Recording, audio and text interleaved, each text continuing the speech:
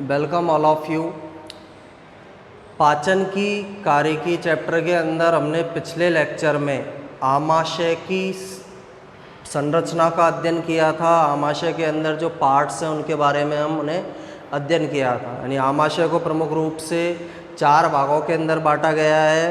पहला भाग जो है कार्डियक आमाशय कहलाता है। सेकंड जो पार्ट है उसका फंडस कहलाता है। तीसरा पार्ट बॉडी या काय कहलाता है और चौथा पार्ट पाइलोरिक कहलाता है। इन 4 पार्ट्स के बारे में हम पिछले लेक्चर के अंदर स्टडी कर चुके हैं।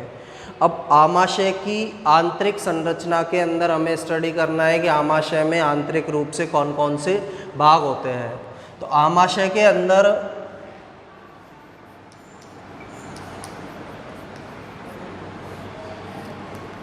जो आमाशय स्ट्रक्चर हमने बनाई थी, कल भी हमने बनाई है, इस तरह की आमाशय एक जे शेप्ड की स्ट्रक्चर है। जे के आकार की संरचना होती है। इसके पार्ट्स पढ़े थे, cardiac part, fundus part, body part और एक पाइलोरिक पार्ट। अब आंतरिक संरचना का अध्ययन करना है। आंतरिक संरचना में जब हमने आहार नाल की औतिकी पढ़ी थी तो ये पढ़ा था कि आहार नाल पूरी कंप्लीट जो आहार नाल है उसके अंदर 4 लेयर या 4 स्तर मिलते हैं। सिरोसा, मस्कुलरिस स्तर, पेशीय स्तर, सबम्यूकोसा स्तर और लास्ट वाला स्तर होता है म्यूकोसा स्तर। तो आमाशय के अंदर जो म्यूकोसा स्तर पाया जा रहा है, आमाशय के अंदर जो म्यूकोसा स्तर या श्लेष्मीय स्तर जो प्रेजेंट होगा उसके अंदर विशेष प्रकार की संरचनाएं प्रेजेंट होती है। आमाशय के म्यूकोसा स्तर में विशेष प्रकार की संरचनाएं पाई जाती है। उन विशेष प्रकार की संरचनाओं को गैस्ट्रिक पिट कहते हैं। यानी आमाशय में अंदर ही अंदर लेयर कौन सी है? म्यूकोसा। तो इस म्यूकोसा स्तर के अंदर विशेष प्रकार की संरचनाएं होंगी जिन्हें गैस्ट्रिक पिट कहेंगे। अब गैस्ट्रिक पिट क्या है? जैसे आमाशय का म्यूकोसा स्तर है, ये म्यूकोसा लेयर है, इसमें इस तरह की छिद्र के आकार की हमको संरचना दिखाई देती है। ये छिद्र के समान जो संरचनाएं दिखाई दे रही है, इन संरचनाओं को गैस्ट्रिक पिट कहा जाता है। इन गैस्ट्रिक पिट का जब आगे साइंटिस्ट ने स्टडी किया तो उन्होंने देखा कि ये गैस्ट्रिक पिट केवल छिद्र नहीं है। पिट जो शब्द है वो किसके लिए आता है? छिद्र के लिए। तो ये केवल छिद्र नहीं है बल्कि इनके अंदर इस प्रकार की स्ट्रक्चर नलिका के समान या कैनाल के समान मिलती है। हर गैस्ट्रिक पिट में इस प्रकार की स्ट्रक्चर मिलती है, नलिका के समान ट्यूब लाइक स्ट्रक्चर मिलेगी जिसमें अलग अलग प्रकार की कोशिकाएं पाई जाती है। इस ट्यूब लाइक स्ट्रक्चर के अंदर अलग अलग प्रकार की गैस्ट्रिक सेल्स प्रेजेंट होंगी। ये अलग अलग प्रकार की इसके अंदर पाई जाने वाली क्या है? सेल्स हैं। और इन सेल्स को, इन कोशिकाओं को किस नाम से जाना जाता है? गैस्ट्रिक सेल्स, या इन्हें हम बोलते हैं गैस्ट्रिक कोशिकाएं।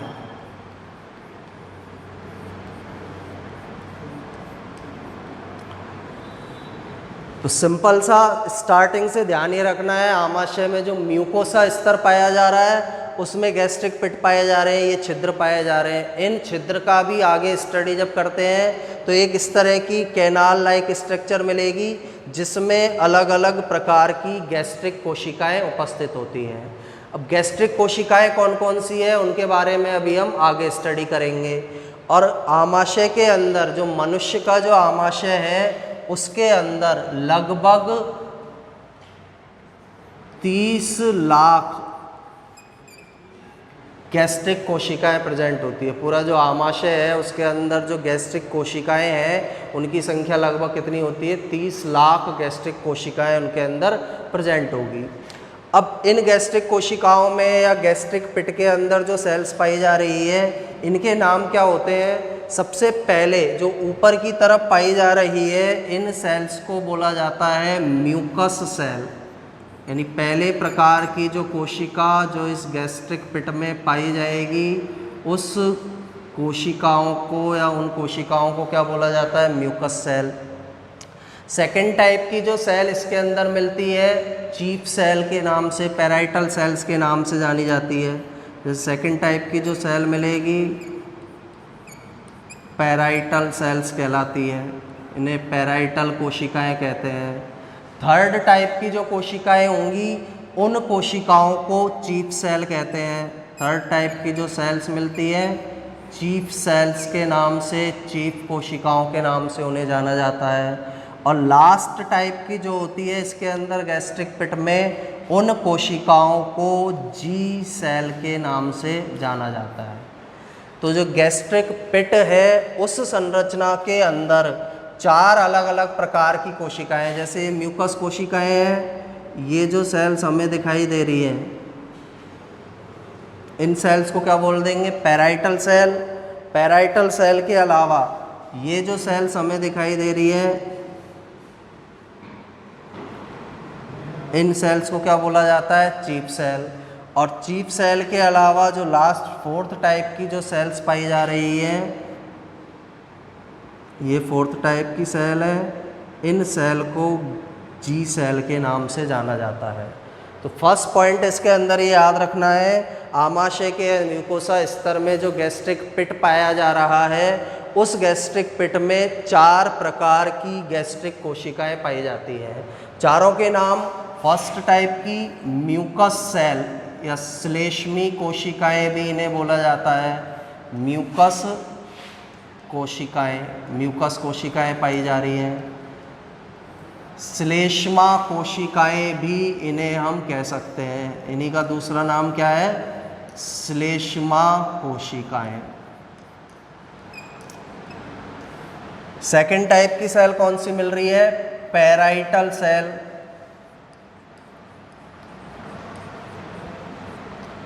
पैराइटल सेल्स, पैराइटल कोशिकाएं, या इन कोशिकाओं को ऑक्जेंटिक सेल भी कहते हैं। ऑक्जेंटिक सेल्स या ऑक्जेंटिक कोशिकाएं, ये सेकेंड टाइप की इसके अंदर पाई जाने वाली कोशिकाएं हैं। तीसरी टाइप की cell chief cell. Chief cell, मुख्य कोशिकाएं भी बोला जाता है इनको, चीफ कोशिकाएं, या इन्हीं को जाइमोजन कोशिकाएं कहते हैं। जाइमोजन कोशिकाओं के नाम से जाना जाता है। फोर्थ टाइप की जो सेल है उन्हें जी सेल के नाम से या जी कोशिकाओं के नाम से उन्हें जाना जाता है। तो 4 प्रकार की कोशिकाएं हैं जो गैस्ट्रिक पिट वाले भाग के अंदर की तरफ पाई जाती है। अब इसमें क्या होगा, इन कोशिकाओं के द्वारा जो भी पदार्थ स्त्रावित होगा वो पदार्थ कहाँ आएगा? इसके अंदर जो गुहा पाई जा रही है इसमें आएगा, और इन पिट के माध्यम से ये बाहर की तरफ निकलता है। यानी ये जो लेयर पाई जा रही है, जैसे म्यूकोसा लेयर हमने ये बनाई आमाशय के अंदर, ये सबसे बाहर पाई जाने वाली म्यूकोसा लेयर है। अब इस म्यूकोसा लेयर में क्या पाए जा रहे हैं? ये गैस्ट्रिक पिट पाए जा रहे हैं, गैस्ट्रिक पिट बन गए हैं। गैस्ट्रिक पिट के अंदर क्या है? इस तरह की कोशिकाएं हैं, बहुत सारी कोशिकाएं आपस में मिलकर एक समूह बना रखा है इन्होंने, कैनाल तरह का। तो इनसे जो भी सिक्रेशन होगा वो इस पिट के माध्यम से किसके अंदर आता है? आमाशय के अंदर आता है। इन सेल से जिस भी पदार्थ का स्त्रवण होगा वो इन पिट के माध्यम से आमाशय के अंदर प्रवेश करता है, आमाशय के अंदर आता है। अब क्या स्त्रावित होता है इनके द्वारा? सबसे फर्स्ट जो सेल है म्यूकस कोशिकाएं या श्लेष्मा कोशिकाएं। अब इनके नाम के अंदर ही है कि इनके द्वारा किस पदार्थ का स्त्रवण होगा। म्यूकस, म्यूकस का मतलब क्या है? श्लेष्मा या श्लेष्मा कोशिकाएं हैं, तो इनके द्वारा स्त्रावित होने वाला पदार्थ क्या है? श्लेष्मा। इनके द्वारा श्लेष्मा का स्त्रवण किया जाता है। और श्लेष्मा या म्यूकस एक बहुत ही महत्वपूर्ण पदार्थ है आमाशय के अंदर, क्यों है महत्वपूर्ण? क्योंकि जो ये श्लेष्मा है ये आमाशय के अंदर पाए जाने वाले HCl से या हाइड्रोक्लोरिक अम्ल से पूरे आमाशय की सुरक्षा करता है। यदि यह श्लेष्मा नहीं होता तो आमाशय जो है वो HCl के प्रभाव से क्या हो जाता? जल जाता। क्योंकि जो HCl पाया जा रहा है, हाइड्रोक्लोरिक अम्ल जो आमाशय के अंदर पाया जा रहा है, उसकी pH है लगभग 2 pH का HCl आमाशय के अंदर पाया जा रहा है। बहुत ही अधिक एसिडिक है। जो टॉयलेट क्लीनर के रूप में जो हम एसिड जो काम में लेते हैं एसिड, उसकी pH होती है लगभग 5 तक। तो उसके कंपैरिजन में बहुत ज़्यादा अम्लीयता वाला HCl होता है। यदि ये श्लेष्मा नहीं होता तो आमाशय पूरे के पूरे आमाशय को HCl डिस्ट्रॉय कर देता। तो HCl के प्रभाव से आमाशय को बचाए रखने में ये श्लेष्मा सहायक है और इस श्लेष्मा का स्त्रवण करने वाली कोशिकाएं म्यूकस कोशिकाएं या श्लेष्मा कोशिकाएं कहलाती हैं। सेकंड, इसी से रिलेटेड एक बैक्टीरिया होता है एंटेरोबैक्टर पाइरेली।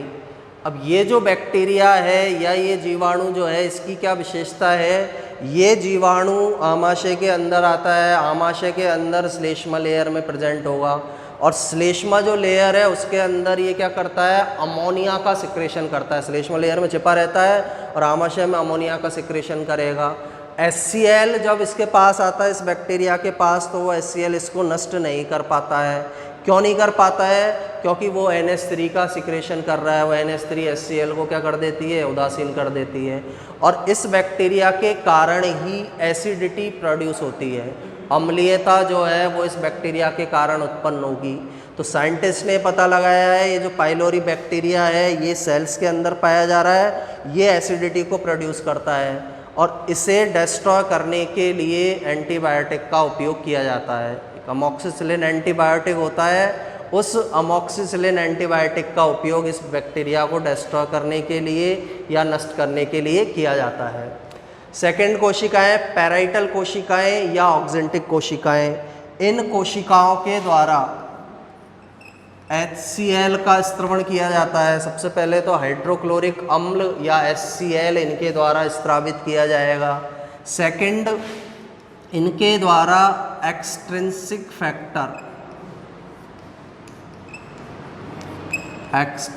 फैक्टर या कारक का स्त्रवण किया जाता है। तो पैराइटल कोशिकाएं या ऑक्जेंटिक कोशिकाएं दो पदार्थों का स्त्रवण करती है। फर्स्ट HCl का, दूसरा एक्सट्रिंसिक कारक का, एक्सट्रिंसिक फैक्टर का।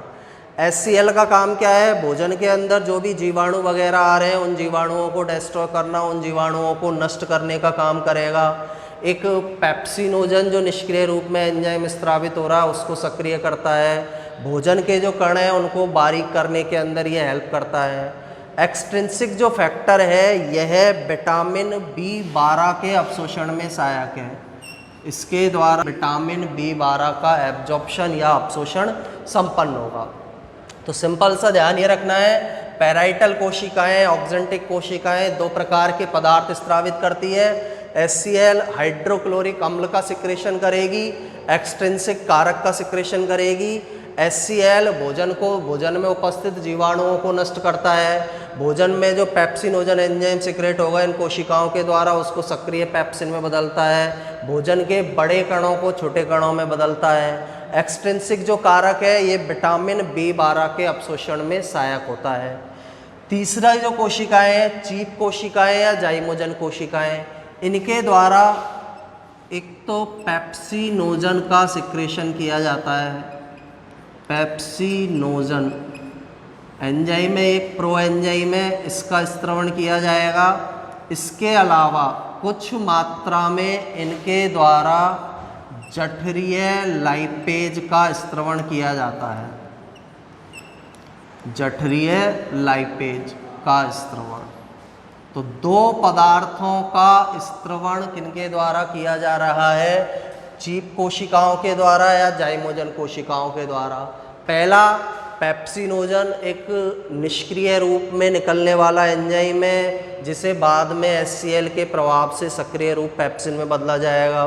जठरीय लाइपेज आमाशय के अंदर पाया जाने वाला ऐसा एंजाइम है जो लिपिड के पाचन में सहायता करता है, लिपिड को पचाने में सहायता करता है।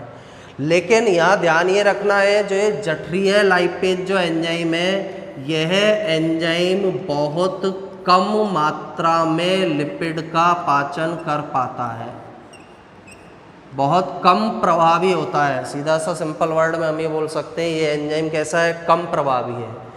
क्योंकि जो लिपिड का पाचन है उसके लिए वसा के पायसीकरण की ज़रूरत होती है, यानी लिपिड को पचाने वाले एंजाइम लिपिड पर केवल उस स्थिति में सही प्रकार से कार्य कर पाते हैं जब वसा का पायसीकरण हो, यानी वसा के बड़े अणुओं को छोटे अणुओं में तोड़ दिया गया हो।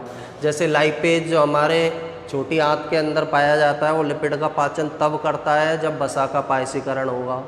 दूसरा, लिपिड का पाचन करने वाले एंजाइमों को जो कारक आवश्यक होता है, बाइल या पित्त की आवश्यकता होती है। बाइल की प्रेजेंस में ही वसा का पायसीकरण होता है, उसके बाद जो है लिपिड का पाचन करने वाले एंजाइम कार्य कर पाते हैं। अब यहाँ न तो बाइल है ना वसा का पायसीकरण हो रहा है, इसलिए जो जठरीय लाइपेज है यह कम मात्रा में लिपिड को पचा सकता है। ऐसा नहीं है कि 100 ग्राम बटर हमने खा लिया, मक्खन खा लिया और वो आमाशय उसको पचा देगा, आमाशय उसको डाइजेस्ट नहीं कर पाएगा। ये केवल इसलिए पाया जा रहा है क्योंकि जो छोटे बच्चे हैं वो केवल दूध का अपने भोजन के रूप में उपयोग करते हैं, तो दूध में उपस्थित जो लिपिड है उसको पचाने में हेल्प करता है, बाकी अधिक मात्रा में जठरीय लाइपेज वसा का पाचन नहीं करेगा। पेप्सिनोजन अपने सक्रिय रूप पेप्सिन में बदलेगा और पेप्सिन प्रोटीन पाचक एंजाइम है। आमाशय के अंदर प्रोटीन का पाचन स्टार्ट होता है, उसको पेप्सिन एंजाइम करता है। इसके बाद जी सेल्स जो है इन्हें गैस्ट्रोएंडोक्राइन सेल्स भी कहा जाता है। इन्हीं को दूसरे किस नाम से जाना जाता है, गैस्ट्रोएंडोक्राइन सेल, गैस्ट्रोएंडोक्राइन सेल के नाम से भी इन्हें जाना जाता है। अब एंडोक्राइन शब्द इसके अंदर काम में आ रहा है, एंडोक्राइन शब्द हमने यहाँ पर काम में लिया है। तो एंडोक्राइन शब्द का मतलब क्या है कि यह एक प्रकार की अंतःस्रावी ग्रंथि है।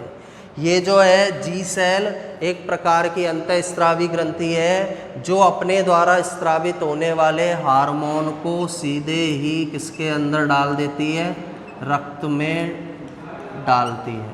इनके द्वारा जो हार्मोन सिक्रेट होगा, अंतःस्रावी ग्लैंड है, तो इनके द्वारा स्रावित होने वाले हार्मोन को डायरेक्ट रक्त के अंदर डाला जाता है। जबकि ये जो सेल्स हमने पढ़ी है बहिस्रावी प्रकार की ग्रंथि है, ये डायरेक्ट ब्लड में नहीं डालेगी। इनके अंदर क्या होगा, जो ये हमने सेल्स पढ़ी है parietal cell, mucous cell, chief cell, इन सेल्स के बारे में स्टडी किया है। तो चीफ सेल का सिक्रेशन यहाँ से बाहर निकलेगा, पैराइटल सेल का सिक्रेशन बाहर निकलेगा, म्यूकस सेल का सिक्रेशन बाहर निकलेगा, इन सब सेल्स का सिक्रेशन बाहर निकलेगा। लेकिन इन सेल का सिक्रेशन, जी सेल का सिक्रेशन इस गैस्ट्रिक पिट से बाहर नहीं निकलता है, यहीं से इन्हें किसके अंदर डाल दिया जाता है, रक्त के अंदर इन्हें डाल दिया जाता है। तो इम्पोर्टेंट पॉइंट है, ये हमें याद रखना है। अंतःस्रावी प्रकार की सेल है, अपने जो हार्मोन है उनको डायरेक्ट किसके अंदर डाल देती है, रक्त के अंदर ये डाल देगी। तो आमाशय में जो गैस्ट्रिक पिट पाया जा रहा है, 4 प्रकार की इसके अंदर कोशिकाएं हैं। फर्स्ट म्यूकस कोशिकाएं, श्लेष्मा कोशिकाएं, श्लेष्मा का स्त्रवण करेगी। श्लेष्मा जो है HCl के प्रभाव से आमाशय को बचाता है। पैराइटल कोशिकाएं या ऑक्जेंटिक कोशिकाएं HCl का और एक्सट्रिंसिक कारक का स्त्रवण करती है। HCl भोजन के जीवाणुओं को मारेगा। पेप्सिनोजन जो ये निष्क्रिय फॉर्म है, इसको इसके सक्रिय फॉर्म पेप्सिन में बदलेगा और पेप्सिन एक प्रोटीन पाचक एंजाइम है। एक्सट्रिंसिक कारक जो होता है वो किसके अंदर सहायक है, विटामिन B12 के एब्जॉर्प्शन के अंदर सहायक है। चीफ कोशिकाएं या जाइमोजन कोशिकाएं जो हैं पेप्सिनोजन का स्त्रवण करती है, एक निष्क्रिय एंजाइम है, इसे इसके सक्रिय रूप पेप्सिन में बदला जाएगा। जठरीय लाइपेज का स्त्रवण करती है जो कम मात्रा में लिपिड का पाचन कर पाता है। जी सेल्स, गैस्ट्रोएंडोक्राइन सेल्स भी इन्हें बोला जाता है, इनसे जो हार्मोन स्रावित होगा जिस हार्मोन का इनके द्वारा सिक्रेशन होगा उसे ये डायरेक्ट किसके अंदर डाल देती है, रक्त के अंदर ये डाल देती है। तो इन तीन का स्त्रवण तो बाहर आता है, यहाँ से बाहर आएगा, जो म्यूकोसा वाली लेयर है ना इससे बाहर आएगा। इस सेल का स्त्रवण यहाँ से बाहर नहीं आता है, डायरेक्ट रक्त के अंदर ही इन्हें डाल दिया जाता है। 4 इंपॉर्टेंट सेल्स हैं। अब इन सब सेल्स के मिलने से जो पदार्थ बनता है उसे हम बोलते हैं गैस्ट्रिक जूस। इन सब सेल के मिलने से जिस पदार्थ का फॉर्मेशन होगा उसे गैस्ट्रिक जूस के नाम से जाना जाएगा। तो गैस्ट्रिक जूस क्या है? गैस्ट्रिक जूस या हिंदी में इसे हम बोल सकते हैं आमाशयी रस।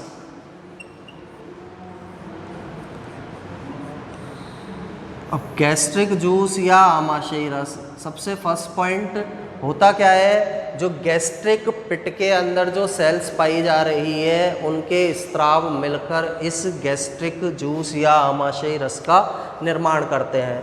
तो इसकी डेफिनेशन क्या होगी? गैस्ट्रिक पिट में उपस्थित कोशिकाओं द्वारा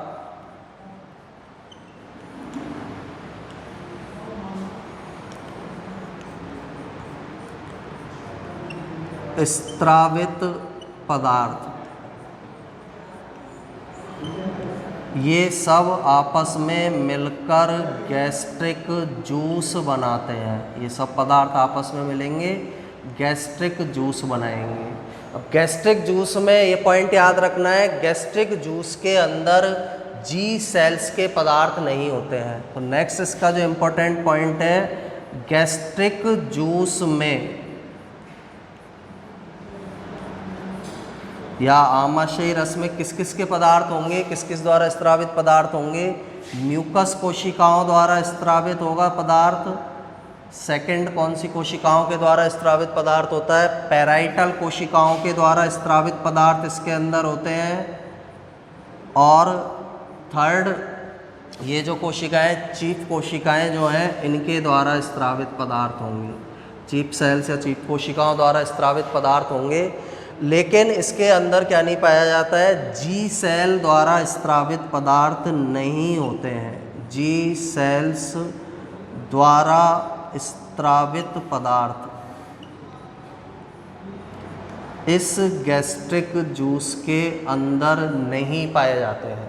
तो एक इम्पॉर्टेंट पॉइंट है, गैस्ट्रिक जूस में 3 ये जो कोशिकाएं इनके द्वारा स्त्रावित पदार्थ होते हैं, जी सेल्स द्वारा स्त्रावित पदार्थ नहीं होते हैं, क्योंकि जी सेल्स जो भी हार्मोन है उसे डायरेक्ट किसके अंदर डाल देती है? रक्त के अंदर डाल देती है।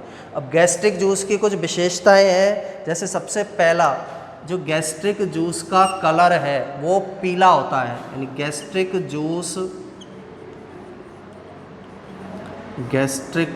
जूस किस रंग का होगा? पीले रंग का होता है। गैस्ट्रिक जूस का रंग या कलर पीला होता है। सेकंड, इसका जो पीएच है, पीएच वैल्यू इसकी जो होती है, पीएच मान जो है वो लगभग 2 बोला जा सकता है या फिर 3 से 4 के बीच होता है। इसकी जो पीएच वैल्यू है, क्योंकि HCl इसके अंदर प्रेजेंट है इसलिए इसकी पीएच वैल्यू कितनी पाई जाएगी? 2, 3 से 4 के बीच में होगी, जिसे हम 2 बोलते हैं। गैस्ट्रिक जूस जो है लगभग एक दिन में 2 से 3 लीटर गैस्ट्रिक जूस का स्त्रवण होता है। एक दिन में लगभग कितना लीटर गैस्ट्रिक जूस आमाशय के द्वारा रिलीज किया जाता है? 2 से 3 लीटर आमाशय के द्वारा गैस्ट्रिक जूस को रिलीज किया जाएगा। पदार्थ कौन कौन से इसके अंदर होते हैं, यहाँ से हम स्टार्ट करें। एक तो इसके अंदर पाए जाने वाले पदार्थ कौन सा है? श्लेष्मा इसके अंदर मिलेगा।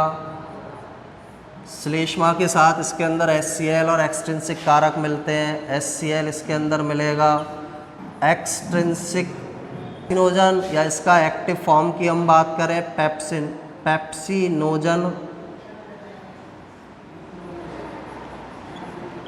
पेप्सिनोजन इसके अंदर प्रेजेंट होगा।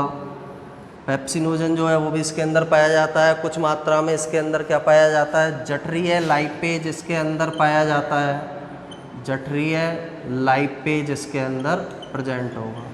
इनके अलावा कुछ इलेक्ट्रोलाइट होते हैं इसके अंदर, जो गैस्ट्रिक जूस है उसके अंदर क्या प्रेजेंट होंगे, इलेक्ट्रोलाइट, विद्युत अपघटनीय जो पदार्थ हैं वो भी इसके अंदर प्रेजेंट होते हैं।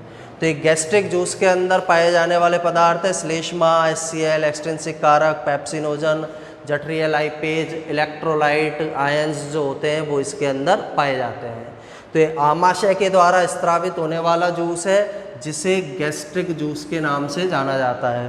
प्रमुख रेक्टर याद रखने हैं, पीले रंग का है, pH वैल्यू 2 है, 3 से 4 के बीच है क्योंकि HCl प्रेजेंट है। हर दिन 2 से 3 लीटर गैस्ट्रिक जूस आमाशय के द्वारा सिक्रेट होता है।